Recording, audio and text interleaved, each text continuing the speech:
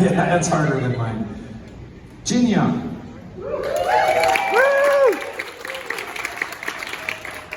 So I'm going to do 4 pieces. 3 of these were written about 10 years ago. And then I have 1 new piece that was just finished like 20 minutes ago.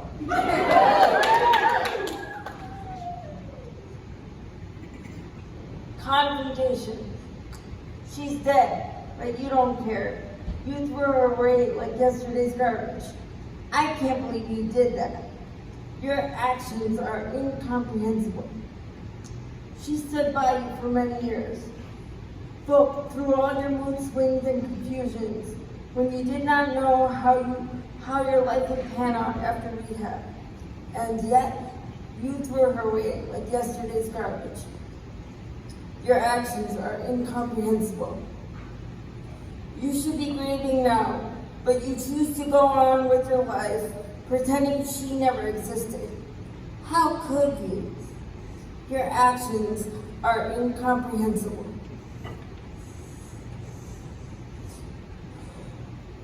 You were different when she was alive. Kind, forgiving, soft-hearted. Now look at yourself.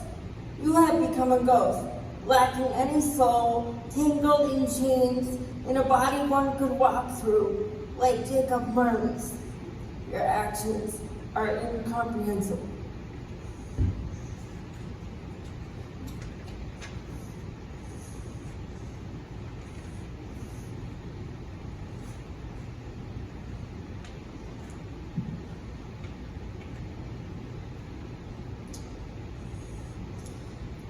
Pimped for fiction. When I was a child with a cough, my mom gave me Robitussin. I always threw it up, for I hated the taste with a great passion. Now, in college, I am a writer, mainly of poetry, but also of fiction, or at least what I thought was fiction. However, according to an associate professor of English, it is not. I had to do a portfolio for her, including 4 poems and 2 pieces of fiction. When it was returned to me, a note inside the front cover commended me on my poetry, but it also said that my fiction was still too tightly based on fact. Say what could have happened, but didn't, it continued. Blast, I didn't know how to do that. So now what? Well, she said, use your imagination and it will come. So I had to open my mind and think beyond the actual story. I still don't get it. I've been trying to write fiction for a long time, and it's still not right. Blast. She said, you don't have to write poetry, but I want to go beyond poetry, not just be known for that style. Then I realized that for me, writing fiction is like taking that cough syrup.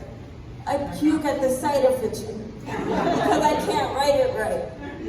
She has a talent for writing fiction, and I don't. To be quite honest, I would much rather read fiction than write it at this point. When she taught the fiction unit, I thought it was an awesome style of writing. I was so tired of writing in poetic form. I was pimped for fiction.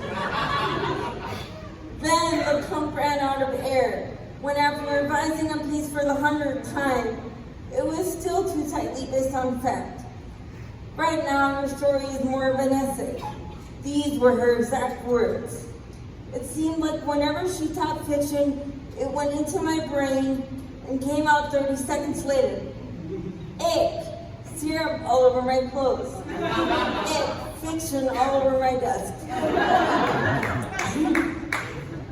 How am I supposed to express myself with just poetry? I know it's possible, but I want to expand. I'm tired of waiting for my brain to stretch. What can I do? I guess I'll just stick to poetry for now. As for fiction, blah!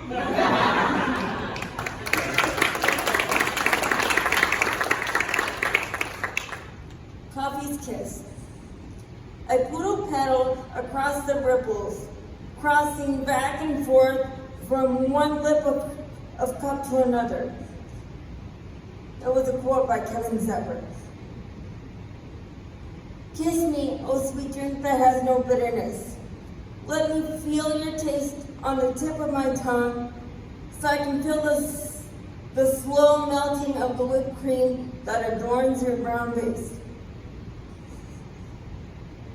Make me sip your contents as slow as someone who cannot sip well, so I can taste every layer of your mix separately, and only then taste them together. Stay in my sight forever, so that I can smell your heavenly aroma. Although I hear the sound of the straw scratching the bottom of the cup, signifying that you are almost gone, I can see the remnants of you on the walls of my cup. My favorite part of you is how you look after all your liquid is gone. A big white glob of whipped cream that is almost melted remains. The worst part is that 5 minutes later you melt, and there is nothing left of you but a white puddle with lumps that did not melt.